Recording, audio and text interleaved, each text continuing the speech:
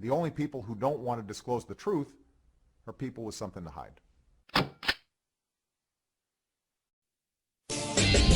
We're back with Speaker Boehner's birthday gift to President Obama. No, it wasn't compromise. It was a gift basket that included some of Speaker Boehner's favorite things from his home state of Ohio, like Cincinnati's famous Grater's ice cream, black raspberry chip, and ribs from the Montgomery Inn, one of Boehner's favorite restaurants.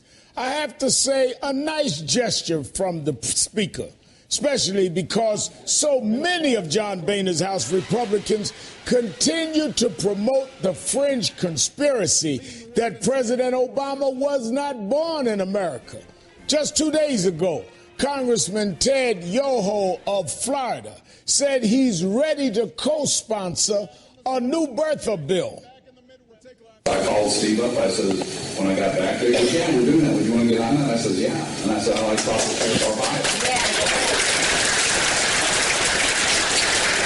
And so that came right from there to here.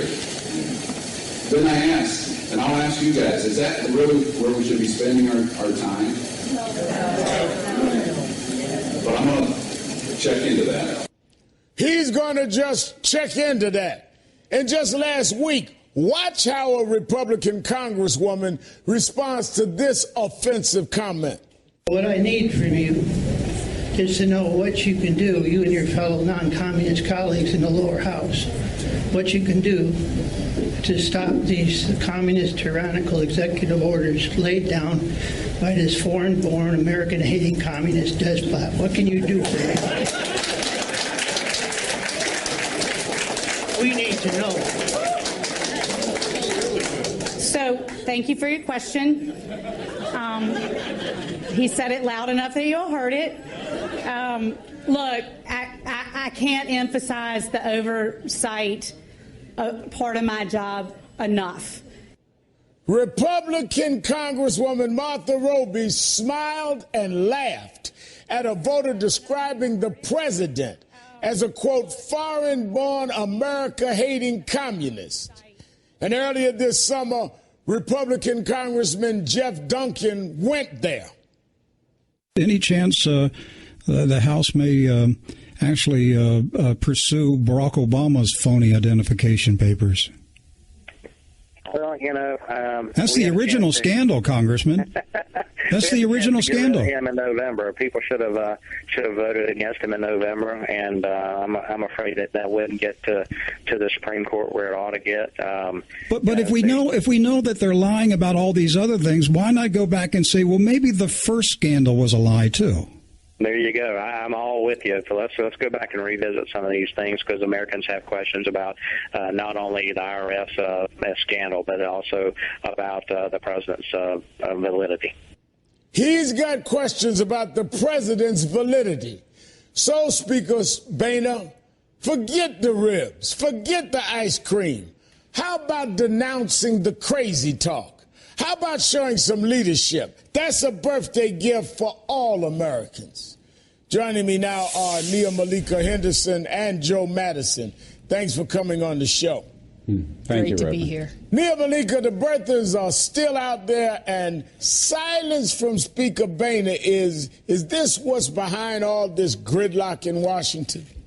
Well, you know, Speaker Boehner actually did speak out when, for instance, Steve King said some things about Latinos. So he did do that. But I think the reality of what we see going on in some of these town halls is these are primary voters. These are the voters who are going to show up in 2014. These are the voters that are going to show up in 2016. So for those folks, those representatives who are there talking to their constituents, hearing from their constituents, we very much see that they are beholden to a very different strain of the Republican Party than the strain of the Republican Party that is talking about rebranding. They're at least something like 54%. There was a poll out recently that showed 54% of Republicans actually want Republicans to be more conservative rather than doing the sort of outreach and sort of broadening the base that you hear from folks at the RNC, for instance. So, I mean, we've got a lot of competing interests out there, and Boehner can only go so far in terms of curbing some of the remarks at these town halls and from his members in the House. But it's not only town halls and members in the House, Joe. A poll that came out in January of this year showed Republican voters still are into this birther stuff. 64% of GOP voters said they believe President Obama is hiding important information about his early life and background. I mean, no wonder Republicans are afraid to compromise. Well, yes, because of that. You know, in a way, I hope that they keep these polls going like that, because here's the poll that you really ought to ask, and that is, if it's birther or employment, what's more important? If it's birther or immigration, what's more important? If it's birther or jobs, what's more important? If it's birther or fighting terrorism, what's more important? And the only thing I would say is that you're absolutely right. These are primary activists that come out to these town hall meetings. But remember now, they think that they've got safe districts, and the Republican Party didn't win all the safe districts that they had put out 2 years ago. So what it really takes, the battle will be at the ballot box. And I know I repeat that over and over again. And Boehner is not showing any leadership. Yeah. Boehner acts like an adult, and this is the best analogy I can come up with, who's enjoying watching the kids in the playpen. Because that's really all they're doing. This is a Congress that votes 40 times to repeal Obamacare because they don't want everyone to know the benefits, but yet they would rather introduce legislation. It's like the guy who drove me over here today. He said, "You've got to be kidding me, Madison. These folks are still on this issue." Well, let me show you why there's no leadership, as you say. Nia Malika, when the Speaker Boehner had been asked to condemn birtherism in the past, listen to his answer. As the Speaker of the House, as a leader, do you not think it's your responsibility to stand up to that kind of ignorance? David, it's not my job to tell the American people what to think. I mean, is this why Boehner and the Republicans won't compromise? Nia Malika, because if you tell people that the president is not an American, then how do you have a climate to reach any compromise on what Americans need?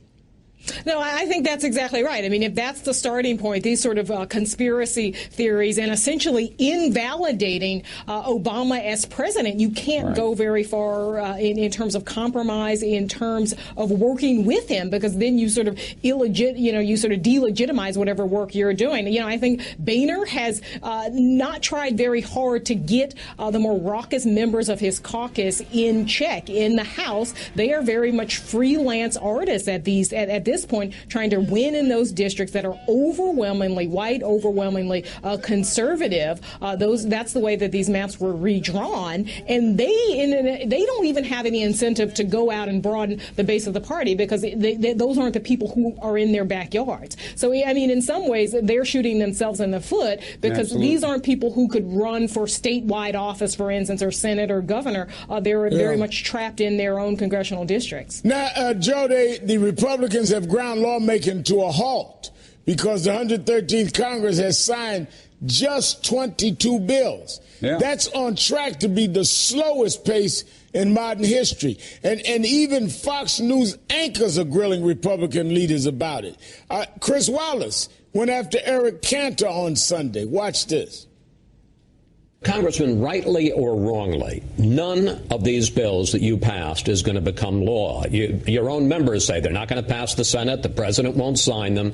Let's talk reality. You haven't passed a farm bill. You've only passed 4 of the 12 appropriations bills you're supposed to pass. We face a government shutdown and a debt limit in the fall. Again, is this the best way to spend your time passing bills that aren't going to become law? And an added question, with so much unfinished business, why not stick around instead of taking a 5-week vacation? I mean, this is a Fox News anchor going after them for their lack of getting anything done. Because, Reverend Sharptongue, what we're finding out and what they're finding out is that, as a professor from Cornell told me on my show, it's no longer them, it's us.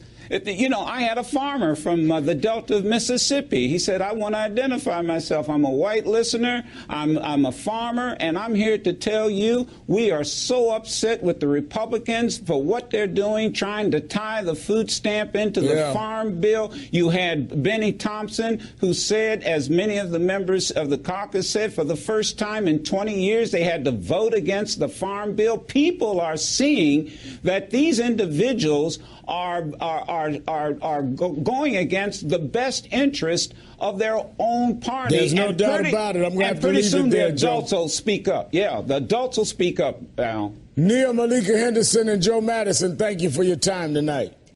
The only people who don't want to disclose the truth are people with something to hide.